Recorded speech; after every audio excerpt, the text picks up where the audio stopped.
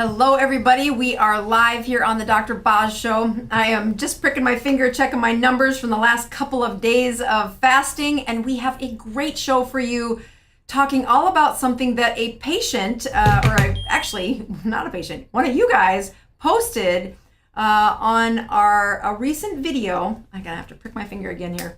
A recent video that posed a question that many of you have asked.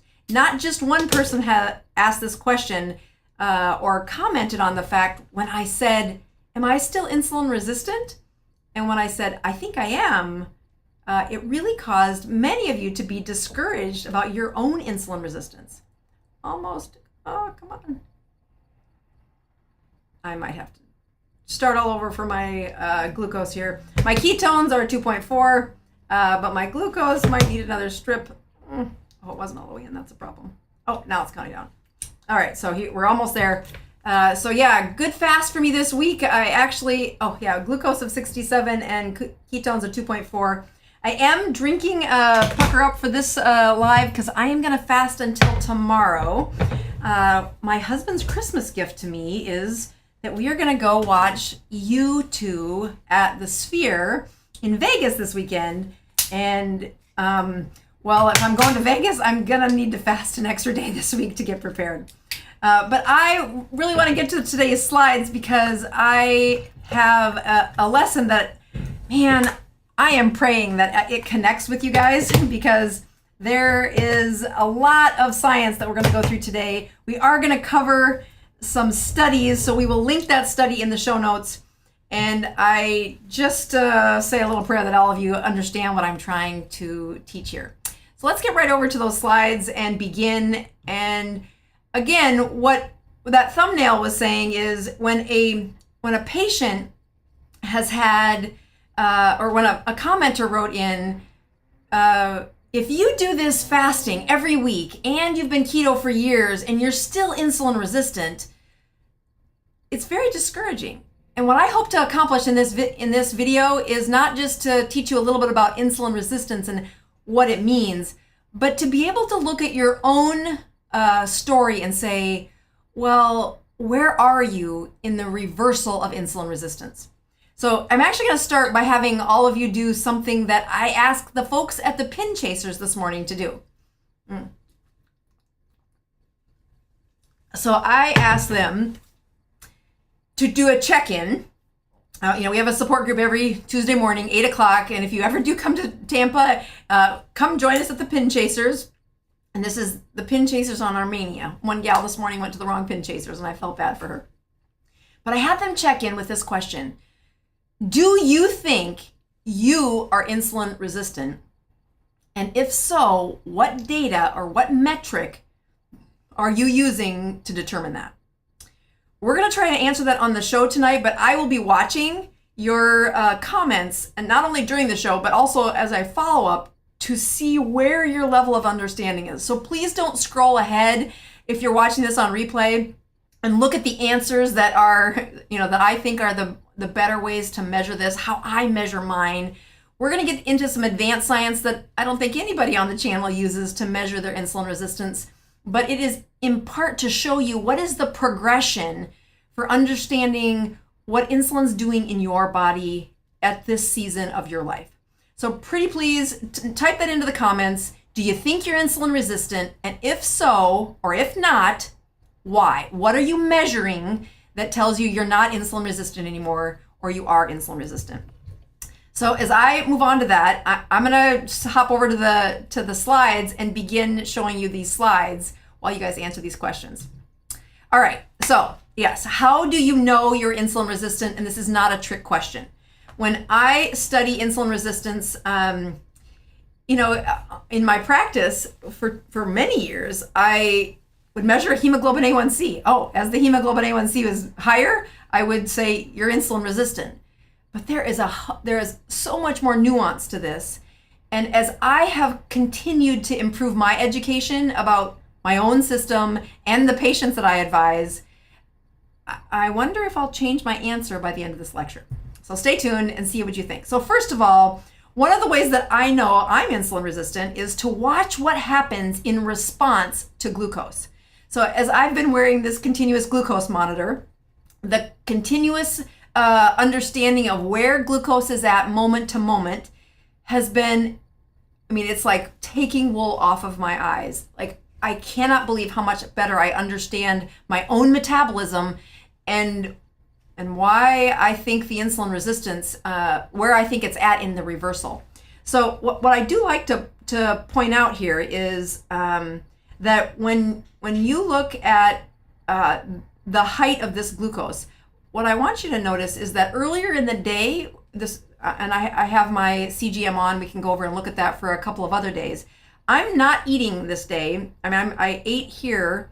It was actually a birthday dinner. It's from last week, my son's birthday. And I fasted throughout the day knowing that the evening meal was going to be, I had a steak. So it was going to be a bigger volume of food. And I think maybe right there you can see I had a bite of the dessert that was on the table, but it was only one bite. But the point is it did shoot up to about, I'd say 160. If this metric right here is 140, I probably went up to 160. And then it did take a couple of hours for it to go back down, but it really did shoot down a little lower than it should. And I've talked about this on other podcasts or other episodes where the amount of, what my blood sugar is doing, how high it's going, where it's moving. I think you're going to understand this a lot better by the end of this series of slides. So on a cellular level, how do your cells know you're insulin resistant? So let me review what's happening at least at a muscle level for cells. Muscle cells are one of the three cells that really are listening to insulin. We're going to go through the other two organs that pay attention here in a second. But when insulin is sensitive, it does not take a lot of insulin to get the job done. When insulin is resistant, the amount of insulin to get the same job done is double, sometimes triple, before it starts to fail. So the amount of insulin is part of insulin resistance. But along the way, as you watch those blood sugars, scroll back to that continuous glucose monitor reading, and you can see my glucose going up and down. I'm not eating during the day. The movement of glucose isn't from my consumption. It is from what these three organs that listen to insulin are doing throughout the day. So in a muscle cell, here are some of the steps. And I'm pointing this out not for you to have a long quiz about what all insulin does, but to show you the places that you can block progress when looking at muscle cells. So first of all, you've got receptors here where that are in the muscle cell wall where insulin binds to. I also like to remind people that in insulin resistance, you have an inefficiency. Specifically, I think of these holes as places that do not like to, they leak energy. So you've got this mitochondria that's less efficient. It's not turning energy into or fuel into energy as efficiently.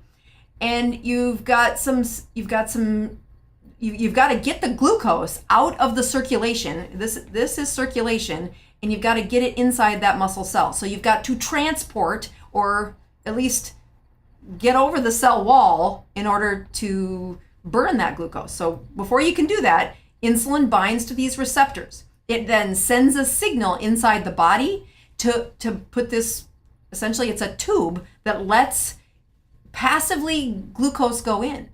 But how much energy it takes to get that transporter to the cell wall, so how much did it take to move it up to the cell wall? And did you notice that as soon as one of those insulin dissociated, it went back into the inside of that muscle cell, and now glucose can't get in. So when you prick your finger, the glucose in your blood going to be higher. Insulin resistance has all of these parts. It has the improvement of the transport. It has the movement and making of glucose, and then it has the stopping of that GLUT4 receptor, that tube of it's no longer accessing your ability to move glucose in. So the second major place that insulin talks to your cells is very influential. You have your muscle cells, and that's what we just talked about here. So this is what the muscle cells are going to look like going forward. And it has glucose and ketones, or glucose and fat inside that muscle cell. But the other major place that insulin is impacting the movement of fuel is your liver cells. So in the setting of high insulin, that insulin quickly sweeps glucose out of the circulation and into the liver cells. The next thing it does is it packages it into glycogen. These are stored pockets of glucose.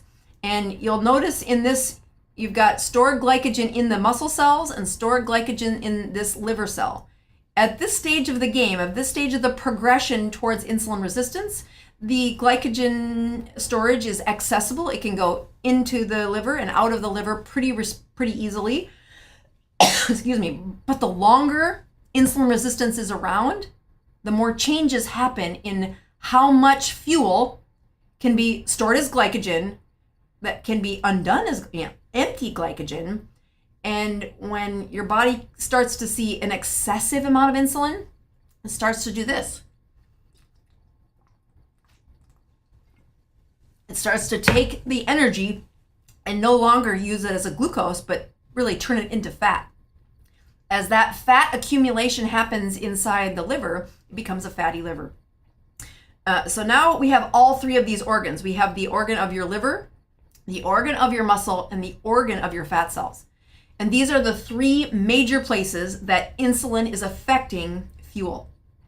The slides we're going to go through next are, they can be a little intimidating, but so I want you to remember that not only is glucose going into the liver at all times, into the muscle at all times, into the fat at all times, and really we covered the fat flux last week. So if you, I didn't even put any animation on there because I'm like, no, we did this in maybe excessively last week.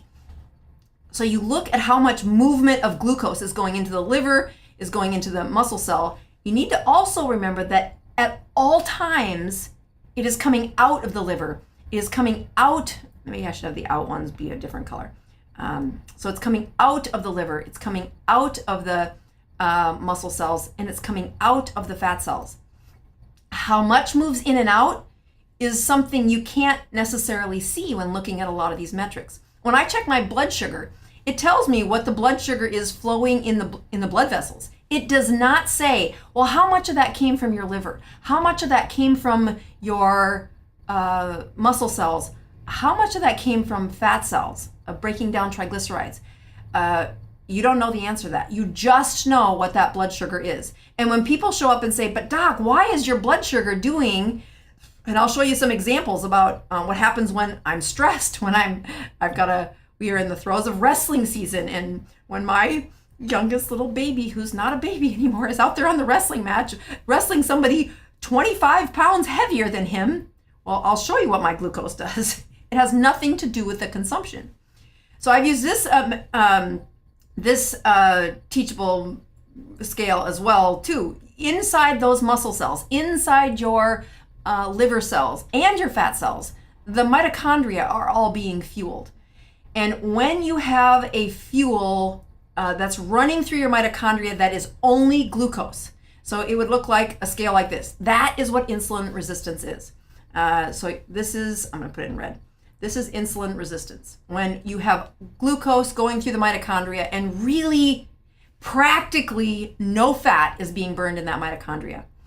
As you transition and really get the chemistry shifted in your body away from a carbohydrate heavy setting to a place where the carbs are not as accessible and the insulin is less, you now can, have a more, fat adapted set of mitochondria.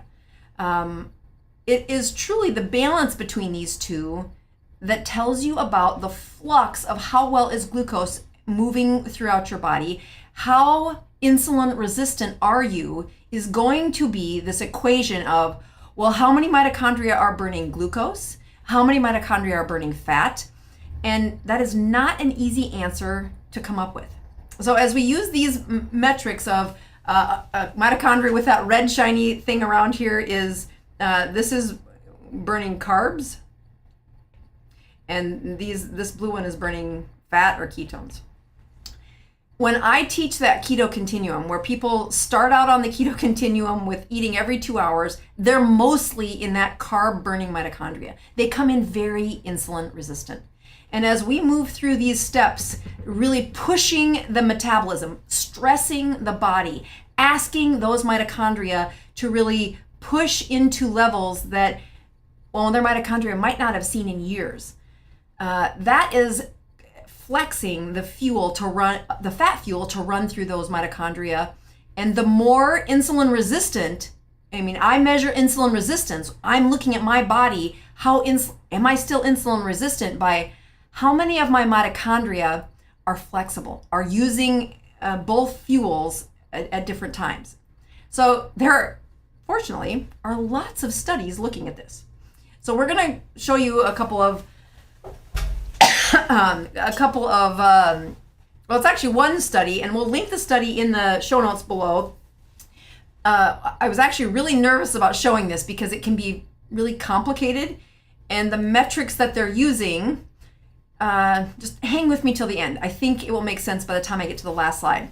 So this is an elite athlete, and he is on this bike here. This, I mean, it has a name actually, but we are really studying how much power it is taking to move those pedals. And that's part of the metrics that you're going to look at on these next couple of graphs. The other thing I want to point out is notice he is wearing a mask over his nose and mouth. As you measure the exhalation, that respiration, we are able to pretty accurately predict how much of the fuel in his body is fat-based versus carb-based as he pushes his body. And at different layers of fatigue, you will be able to see there's a different demand and response of his mitochondria. When you're insulin resistant versus not insulin resistant, they act differently. All right, so as we look at this together, I want you to notice that over here on the side, I've left this red mitochondria, and over here, I've left this blue mitochondria.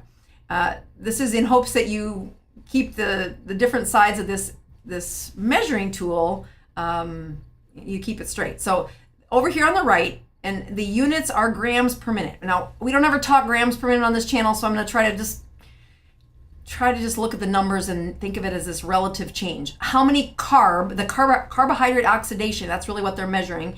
How many carbs are running through the mitochondria and how much power is coming out the other end. On this side of the slide, you have, well, how much fat is running through the mitochondria and how much power is coming out the body.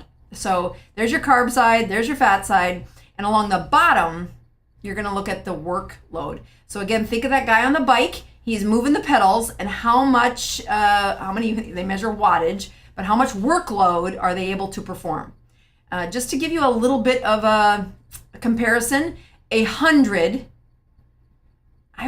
maybe I could say that everybody watching this show could do 100 units of 100 watts for 20 minutes on that bike. You could sit there on the bike and make those pedals go around for 20 minutes and you could keep it going. That doesn't take a lot. It's not an excessive amount of energy. But I know I could not make 450 watts of power come out of that bike for even 20 seconds. I do not have enough mitochondria in my whole body. Well, maybe in my whole body. If I put all of the mitochondria into my leg muscles, I might be able to power my muscles enough to move 450 watts of energy for 20 seconds. And then I would crash and burn and lay on the floor. Okay. So we're going to look at elite athletes first. And I'm going to start by looking at their glucose load, their carbohydrate. So at the beginning, here's where I'll put this in red actually. So at the 100 wattage, or very easy part, they don't even register. But if you get to 130, the amount of carbohydrates that they're running through their mitochondria is pretty low. I want you to notice this little flux right here where it starts to really rise. And then notice that I don't think I could make 250 watts of power come out of that bike. Maybe I could for a hot minute, half a minute, hot minute. Yeah, something like that. So at the same time that they're sitting on the bike, what we notice is their recruitment of fat. Their ability to move fat is quite robust from the first 130 watts. as they continue to push power, their wattage of fat goes up to, this 0.7. And I know we don't use these metrics for very much on the channel, but I want you to really appreciate that as this elite athlete, this is the opposite of insulin resistant. As an elite athlete looks at what fuel are they using as they push these muscles, they are using a bunch of fat before the amount of fat starts to reduce, and they have to use the glucose to power the body. And somewhere in here, again, really elite athletes are able to do this. The rest of us mere mortals are not pushing out 400 wattage of energy. All right, so this was done so that you have something to compare to, because the next picture is going to be, well, probably all of us before you started the ketogenic diet. It is going to be, what does it look like when you're insulin resistant?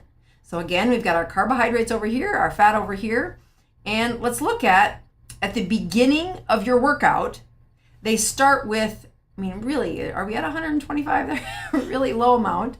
And you've got, maybe a 0.1, 0.2 of your fat. And it deteriorates right away. You stop, unlike your elite athlete where it's, started and went up, these people quickly crash and burn. They do not have access, or their mitochondria are not in shape in order to run fat through them to turn that into fuel. And as a result, their power, what comes out of their muscle, very minimal, very low. At the same time, the glucose starts again at a very, it's already at a cross point. If you go back to the elite athlete, his fat went up and down like this, and his fat went up and down like this, and his glucose, he didn't really recruit until he really ran out of energy. So the cross point for them was much further into the workload. Whereas my insulin resistant people, as soon as you start to ask their muscles to produce energy, the mitochondria say, I give up. And part of it is they're wasting energy. They are not efficient at moving energy through it. Part of it is their mitochondria are not in shape to do that. And it is a consequence of being bathed in insulin for too long. So now let's go to the rest of us. So these people in this part of the study, they exercise at least 3 days a week for a total of 2.5 hours a week. And on some weeks, I would qualify for this. But most weeks, I don't know, I'd be right on the edge. I've really tried. This is one of the places that I've been working at, trying to get better. And I'm right on the edge. This past week,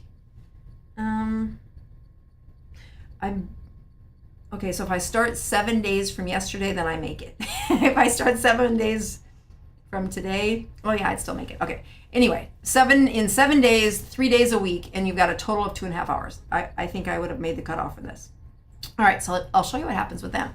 So I put both glucose and ketones to deliver at the same time here, because I want you to see that right at that, 130, they are using fat right out of the gate. And you can almost look at the fat as like my ketones are 0.4 at the beginning of the workout. That's not exactly what this metric is measuring, but think of it as I'm moving ketones through my mitochondria at the beginning of the workout. But sure doesn't, and glucose is moving, but it's not as much.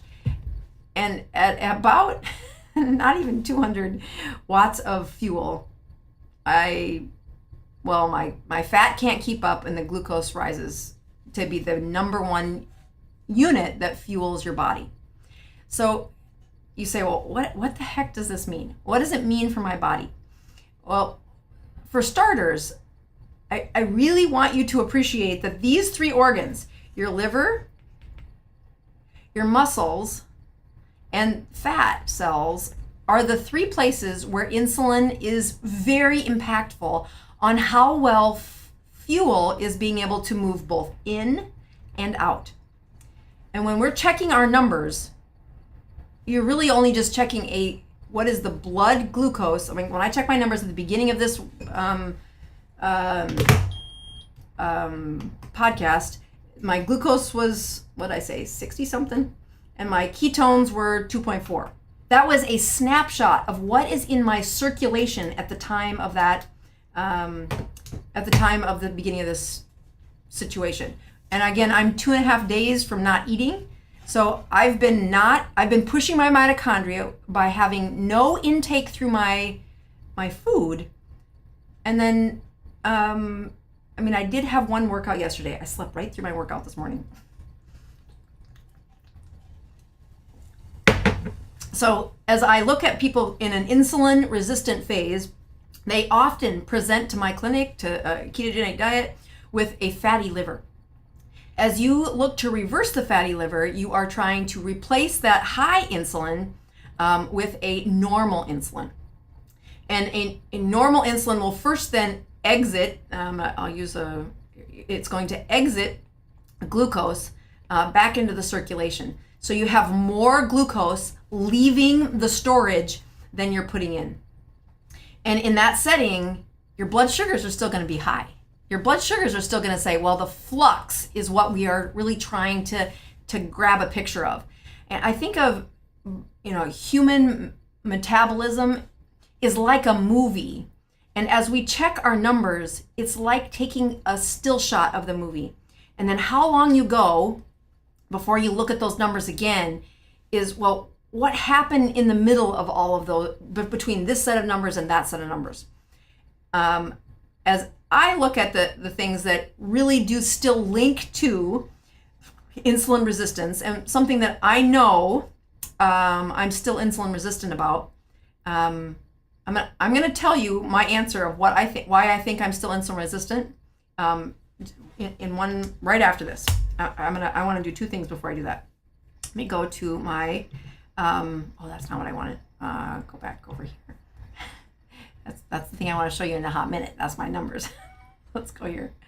That's what I wanted to show you. Okay, so I want you to go to my website, and I do have a couple of announcements that I said I would do today. If you go to the Dr. Boz favorites, many of you have been there recently, and you know that we've got our CGMs that are half price for the month of December. But I also want you to click on that Metabolic Health Summit. That the Metabolic Health Summit is my favorite of the science-based metabolism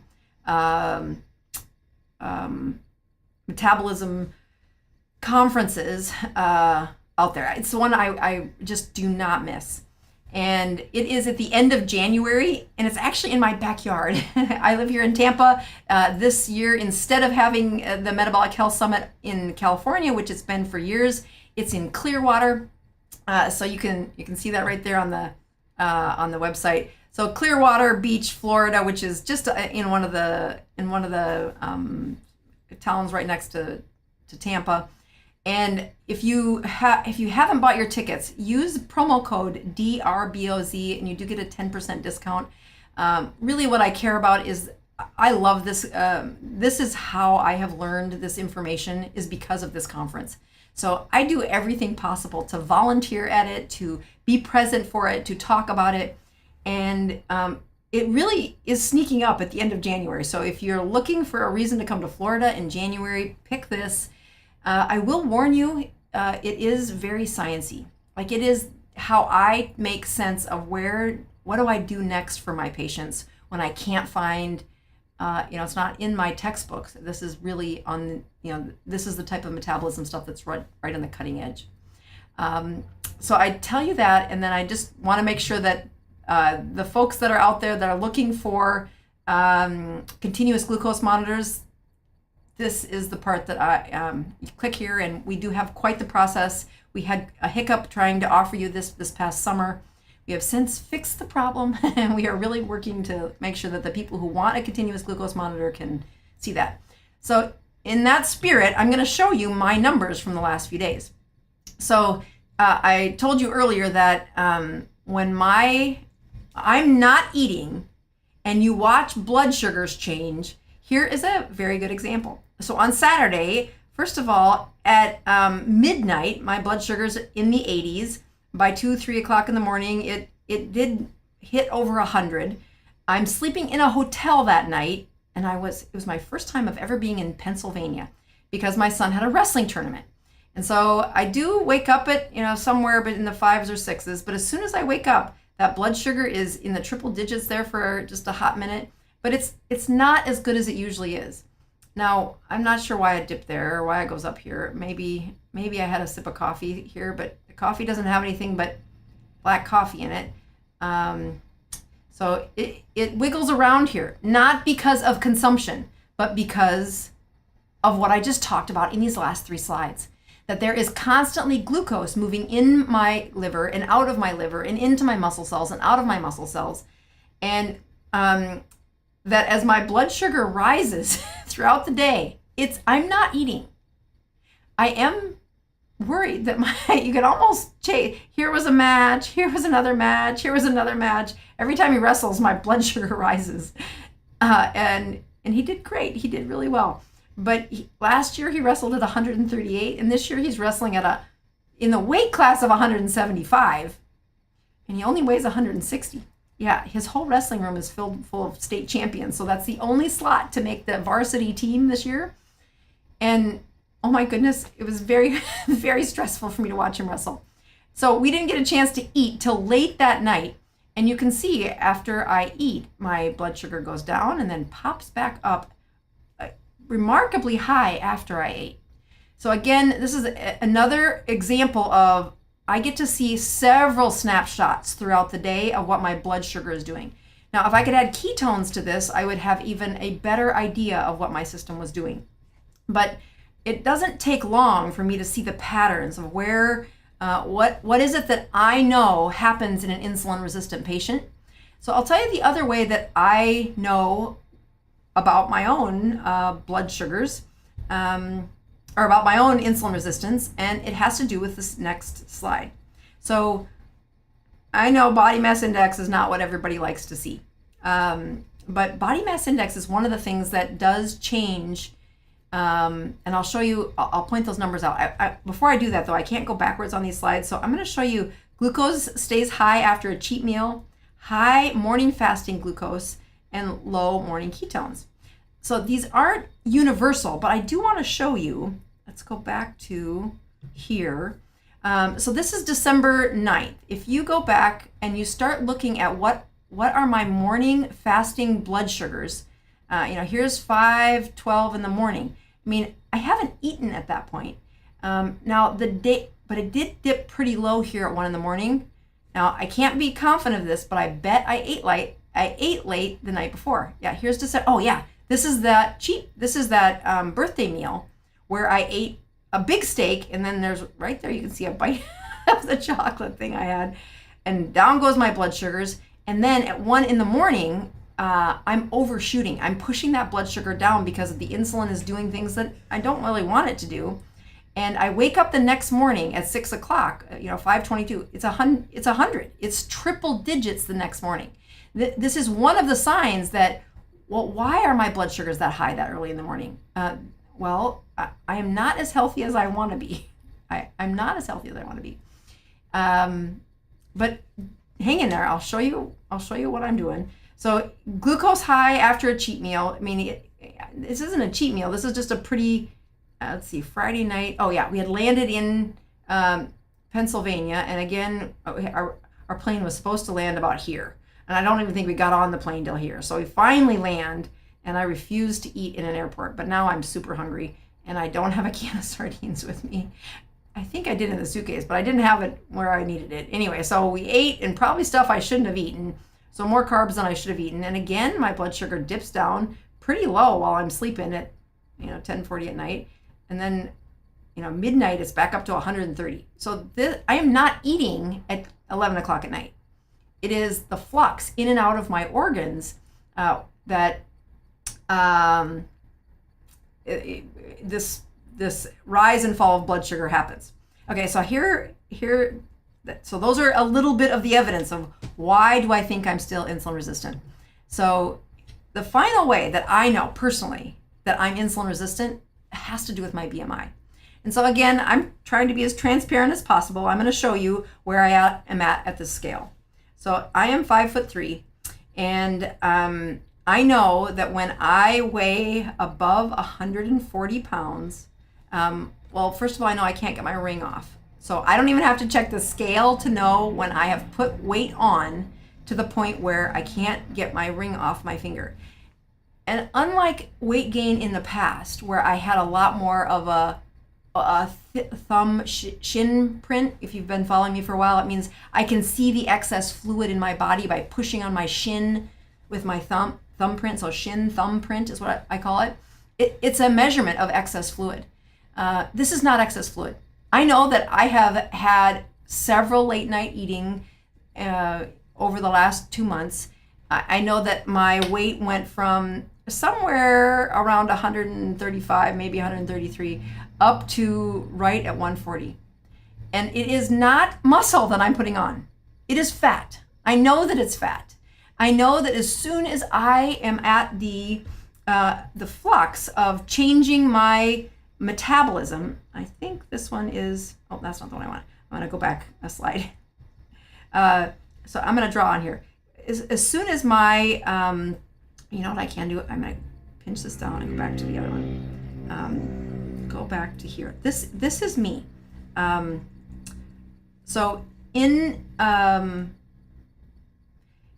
my body's metabolism, I do try to work out. I know that when I start a workout, I can mobilize fat at the beginning. And when I do that, I empty fat cells, and the amount of flux, that means is the energy that goes into my liver and out of my liver, it's at a higher pace when I've pushed my my metabolism. You've all seen me fast every week for, since we moved to Florida. And at first it was because there was absolutely no time in my day with an hour and a half commute to school and an hour and a half commute home. And what was most important to me during that season was that the transition for my son was as good as we could get it for him. And praise God, he did well, and he transitioned, moved to a new school and made new friends and really did a good job. But in part, that's because of our attention to that and my ability to say, at this season, you do not get the privilege of working out very often. So there would be a couple of nights a week that I could do a workout before he got done with wrestling practice, and then we would commute the hour and a half home. And the only thing I could dependably do was fast.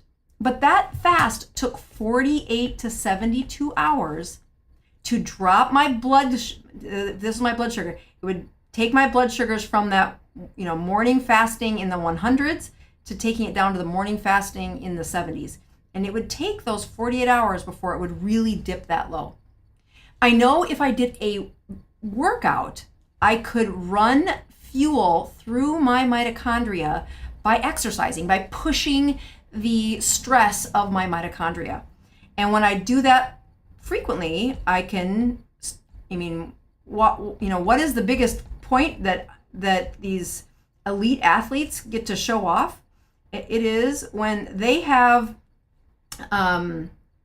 when they start their workout, they run fat through their mitochondria.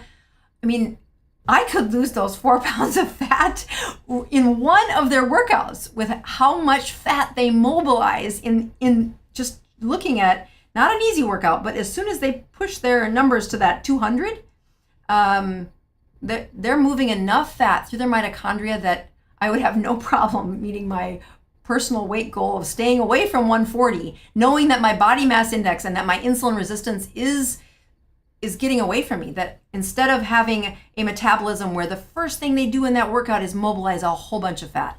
And yes, they're moving glucose through their mitochondria, but it's nothing like this sharp increase of fat mobility. They have so many mitochondria burning blue, burning that fat fuel. And they put out power more than I can measure in my system. If I could do that, if I could push my mitochondria more often, I wouldn't have to fast every week. In fact, what I get in a 48-hour fast, I could more efficiently get done in a more routine workout. That comes with a season, though. I love being, my son's mom. I love attending these activities. And I also like to go out to eat with my husband. So as I look at, where does my time end up? How many times per week Can I get the job done? Can I get, you know, my you know, responsibilities done outside the home? And how much time will it take for me to sacrifice something in my schedule to spend more time in the gym? And I look at this workout and say, I know I could do better.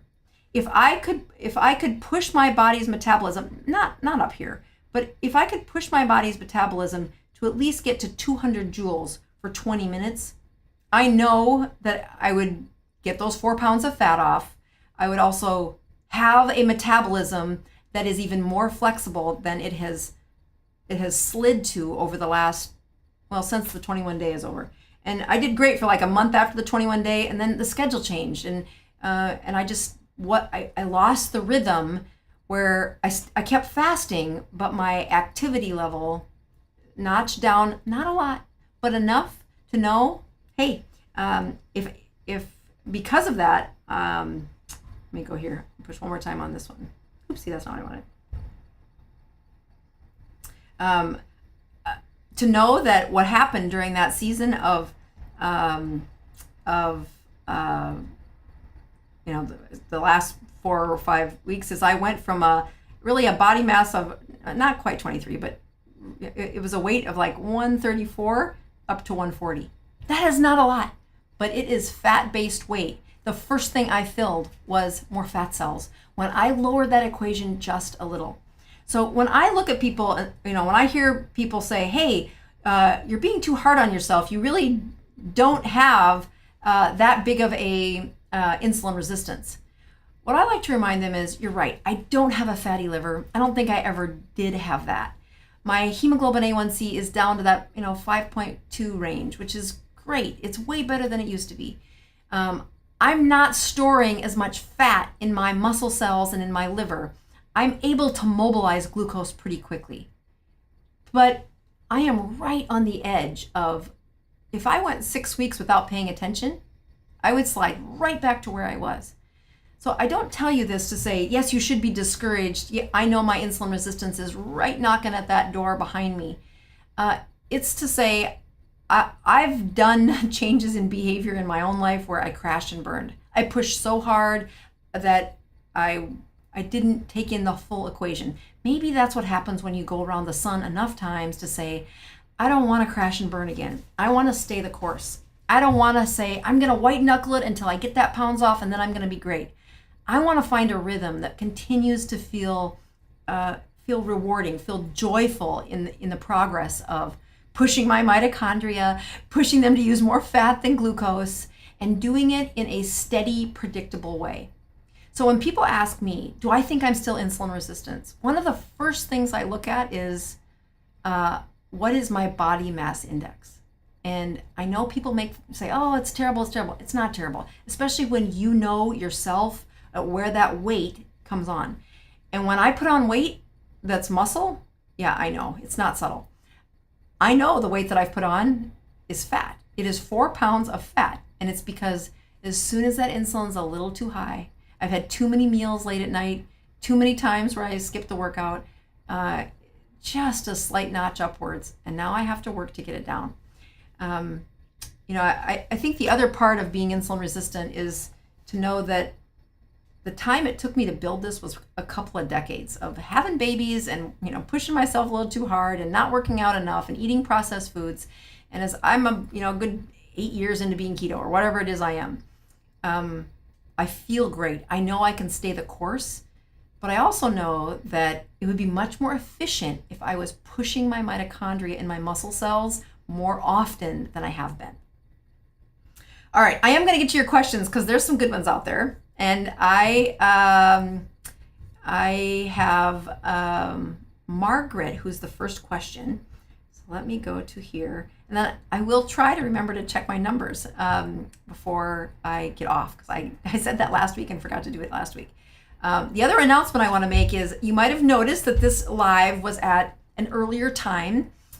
We are going to try this out for the next few weeks, but it fits a lot better in my schedule to be done with my workday at around 5 o'clock instead of pushing it till 7 o'clock. And for those of you that have been listening, the reason I picked 6 o'clock 2 years ago when I moved to Florida was because I had a wrestler that was wrestling until late, and we were going to get done with wrestling practice and get done with my live at the same time. And I just found that it fit the schedule better. So life changed, and we're going to try this out to see how. So let me know if this time works for you, or if you're watching this live or not watching this live, because I do want to try to match what my regulars are doing.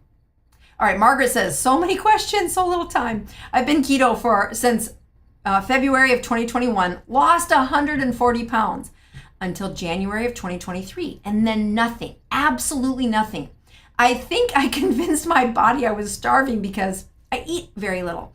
I had a gastric bypass, was over 525 pounds in March of 1999, lost 275. It was still not, I was still not thin, but better. Now I'm stuck at 150 for the last year. Well, so this plays right into what I was trying to talk about, which is, I think I can do camera only. Okay, that'll be about the same. Well, this plays right into what I was talking about, that when I look at the pronounced improvement of the ketogenic diet, the first thing that I will tell everyone that struggled with the weight loss, especially female and fertile. I mean, they're fat, they're female, fertile. Those are the 3 F's that, well, they predict gallbladder problems, but they also are very linked to insulin resistance. You can't have babies without being insulin resistant. And then after the babies are done being birthed, you still have the chemistry that sends you right on the edge of insulin resistance.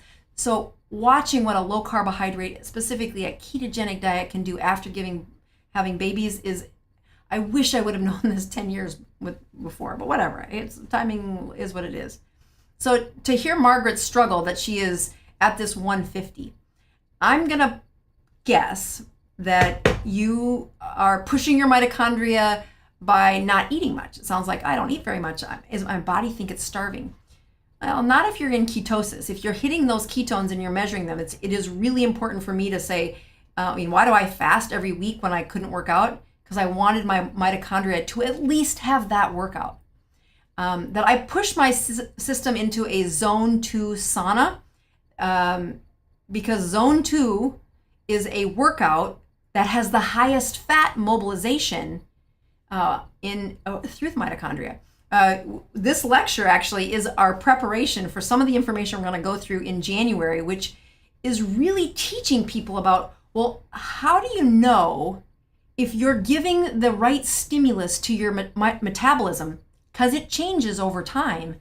How do you know if you're pushing that metabolism to the level where you churn fat? Just like that major athlete where I said, if I just hopped in his body for 2 or 3 of those workouts, I would burn enough fat that I would be reset to where I was in September when I was doing better. That's called zone 2. And the way I do zone 2 is to get inside my sauna. And when I'm regularly going to the sauna, when I have a nice routine, it's easy for me to stay there. I hang out in zone 2 for that 20 to 40 minutes using the sauna. I get to the gym 2 to 3 times a week, and I try to hit that sauna 2 to 3 times a week. And when I can do both of those, I am pushing my mitochondria and really am able to measure the weight loss. When I see people lose this massive amount of weight, they've got the right chemistry set. Their mitochondria are sitting there waiting for you to push them. And if I look at the success of most people that watch this channel, or the people that come to the support group, people that come to the clinic, I notice that once their chemistry set has them at a stable weight, if they want to lose that next layer of weight, if they want to empty the fat cells to get them off of that BMI to the next little notch below on their body mass index, they have to hang out in zone 2 to 3 times a week for that 20 to 30 minutes. That doesn't mean hit zone 2 and quit, which is what I might do in my CrossFit workout, really pushing myself and then, done. I'm saying you churn at zone 2 for that 15 to 20 minutes. And we're going to talk more about that in January, because it is taking this lesson to the next level. And I am going to be very curious to hear if you guys understood what I was trying to teach on this one. Let's go back to the questions and say, Margaret, I'm going to push you to consider zone 2, consider pushing your mitochondria, and tune in January. We'll tell you more about that. All right, so the next question is, I have gone full vegan for 5 years to keto 8 years ago. So mostly carnivore last year. I have been eating once a day for 8 years, except on Sundays I eat 2 times. I am still insulin resistant. Why? So again, that's a very good question, and it is what has led me to do this show. So I hope this answers your questions. Let's see where I go to camera only. The vegan for 5 years, 8 years of carnivore, eat once a day for 8 years, except on Sunday she eats twice a day. And why am I still insulin resistant?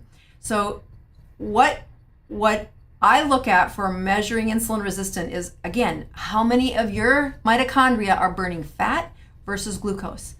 And when you look at offering a chemistry set, a state of ketosis to your mitochondria, you still have to push either heat, like go into a sauna, push your body to offload the heat, which is a workout for your mitochondria. That will push you further out of insulin resistance.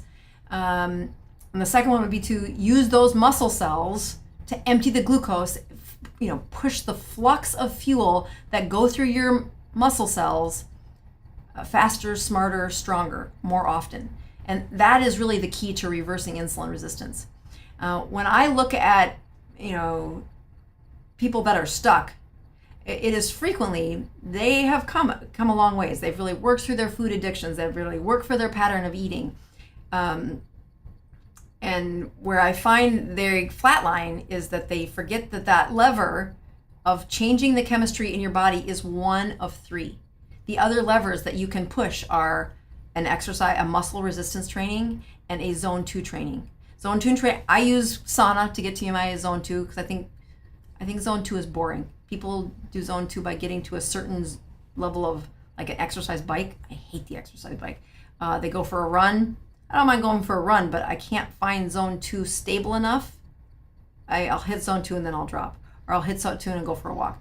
I mean, I can hit zone 2 in a sauna and stay there, and that's when I know the fat is really churning through my mitochondria. All right, next question is from Karen Lee Edwards, one of my favorite Canadians ever. Let's go to her question here. Karen Lee says, after exercising, I find my blood glucose and ketones rise. What does that mean? So that's a sign that you are very metabolically healthy, because it's the flux. Again, the 3 organs that have a flux when it comes to insulin is the liver cells, the fat cells, and the muscle cells. And when people begin to work out, what's happening is the mobilization of that glucose, especially out of the muscle cells. You say, well, shouldn't they just be burning it in the muscle cells? Yes, there is part of it that's burning in the muscle cells, but the mobilization of that glucose is really what happens. That's what happens during the workout. So I'm going back to, I'm gonna see if I can return to this. I want to show you what the elite athletes do. So if you think back to that slide where the elite athlete has a rise in fat, and then the glucose comes up. Karen Edwards, you are much healthier than you are. I'm not pushing you to become an elite athlete, but I am going to show you this slide one more time. Let's go to, so as you look at that elite athlete, their blood sugar rises. This is during the workout. That is a rise in their blood sugar as they exercise. And in this healthy person, this is an advanced athlete, their mitochondria churn ketones or move fat at the beginning of that workout. So this is a product of a healthy person. When somebody says, I check my glucose, or they look at their continuous glucose monitor, and I can see when my workout happens, I can see that glucose go up. If I would be checking ketones along the way, you can see your body start to mobilize them, and then mine drops down because I only do it a couple times a week. But the more in shape you get, the less insulin resistant you get, the higher and the longer you'll be able to use those ketones. All right, next question. And I am not going to forget to check my numbers. But so Karen, that was a very good question. When will Pucker Up be back in stock? I talked to the manufacturer yesterday, and we are I think it was actually went through we were the ones in line this week. So they should be boxed and back on the shelf. It has to go through testing, so it's probably not going to be till next Friday, I hope. If not by next Friday, it'll be the week after. So yeah, we're in line, and I don't own the manufacturing. I mean, I manufacture them, but they are manufactured at a facility, and we're in line. So next week, end of next week, that's what I'm hoping for. Donna says, my ketones used to be therapeutic level in the morning and now are barely nutritional ketosis. Even fasting, it takes 3 days to get them therapeutic. Did I have insulin? Do I have insulin resistance back? No, Donna, you don't. What you do have is a steady state. That I talked about this morning at the support group as well. When people go into a ketogenic state, they excessively make ketones. They overproduce energy as a survival benefit for our systems. But once your body knows where your ketones and energy lie, it will flat. It is not okay for your human body to overproduce or waste energy. That wave of ketones you did when you first got into a ketogenic state, when you first went keto, it was a metabolic stress for your system. Like, oh my gosh, we're so used to that fuel coming down the gullet, being fed in the system. When that's not there, your body has to work to mobilize the fuel. The flux through your liver, the flux through your muscles is a new skill set. And as your body is getting used to moving glucose around a little more efficiently, the ketones are the backup plan. That's how you didn't die. But once your body got healthy, now you do need to stress your metabolism in order to push ketones and to get them to rise in the morning. So my ketones in the morning are 0.4, 0.5. That's not very good. When I do a Dr. Boz ratio on my non-fasting days, they're not very good. That fasted metabolism that I do each week is to push that mitochondria, to push that stress, make sure that my system really can plunge the mobilization of fat and to really decline that glucose. And I move into seasons where I do it better, and not eat so late, do all the things that I tell all you not to do, and I keep those workouts, or I keep my zone 2 routine. I find that my morning fasting glucose goes back down. It goes out of that 90 range, gets into the 80 range, and when I'm doing really well, my morning fasting glucoses are in the 70s. And my ketones hang out at 0.6, 0.7, 0.8. Not huge, but just enough to say it's burning fat at a higher rate. And that is exactly where that elite athlete starts out his exercise. They pull and move fat through those mitochondria with such efficiency that, yeah, I'd like to just transplant in their mitochondria for a day or two and I'd be just fine. So you're not stuck, you're not going backwards, but the only flex, the only push to your mitochondria that you're offering is the fast. And you are going to need a little bit more of that. All right, let's do a couple more questions. These are good questions. I hope you're liking them. I'll try to get to the end of them, and we'll doesn't stress and the increase of cortisol cause a rise in blood sugars and insulin resistance?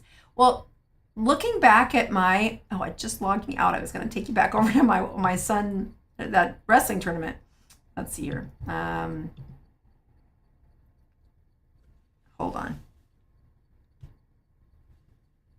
Oopsie daisy. Oh, I might not be able to log back in without typing. Hold on.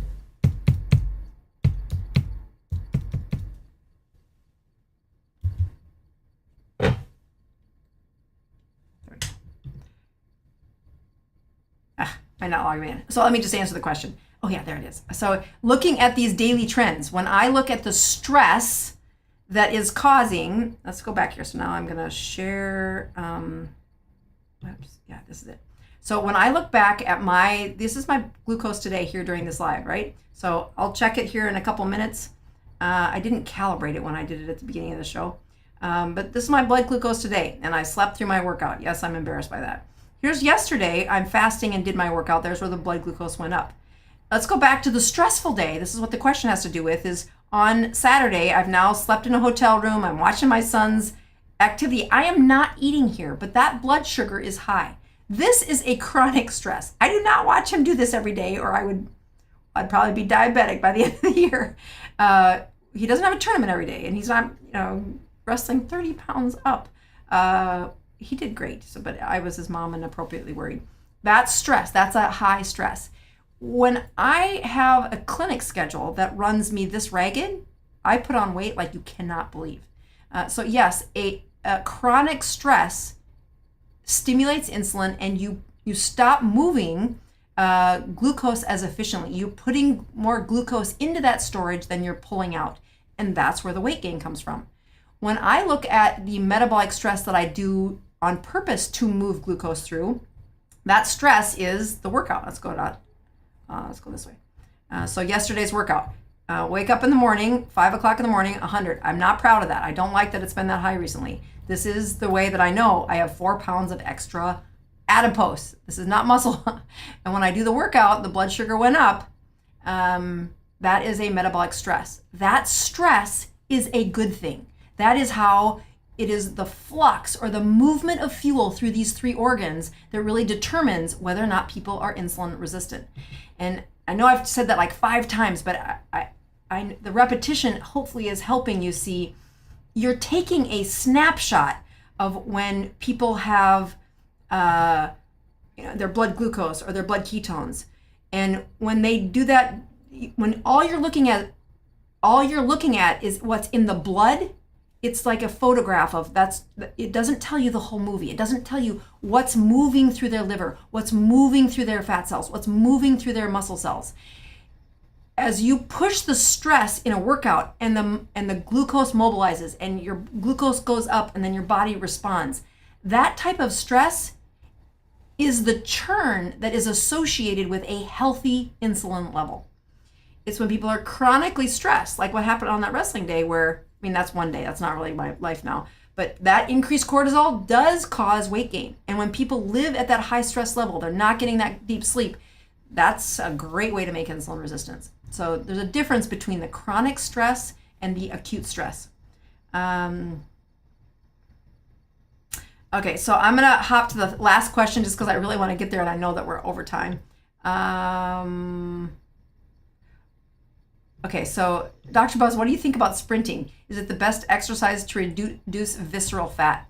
Well, so the difference between sprinting and what we've been talking about here is zone 2. I'm gonna really push you to Carnivore Leo. I want you to come back to listen to these lectures that we're working on for January, which is to look at how can you prove that you're in zone 2? And I know there's a bunch of charts and we've done one of these before, and I was purposely vague about some of the ways to predict zone 2 because of what I hope I get to teach you in January, which is I want you to measure if you're in zone 2. When people do sprinting, it's a quick stress, a quick mobilization, but they don't hang out in zone 2. Hanging out in zone 2 is what evidence has shown, and this is what people at this Metabolic Health Summit in Clearwater have taught me. They have done the research. They really have taken this to a scientific level that says, you want to lose weight? Move more fat through your mitochondria. How do you do that? You push your mitochondria to this zone 2 and you hold there for 15 minutes, for 20 minutes. You don't sprint and stop. I think sprints are great, but they're meant for muscle tearing and muscle building, not necessarily for fat loss. All right, we're gonna call that a night. Oh wait, I'm gonna check my numbers. For the first time in like 5 weeks, I'm gonna remember to do this at the end of the show. That is not the right ones. I try to have these ready at the beginning of the show, and oh, maybe that is the right ones. Gotta look at which ones aren't used. Here we go. All right, so I have my blood sugar, my ketones in, my glucose in, and I'm pricking my finger, hang in there. And then we will end this. So I did have, oh, come on. I did have ketones throughout this, here we go. I had ketones throughout this show as I drank my bubble water with some ketones in it. Oh, come on.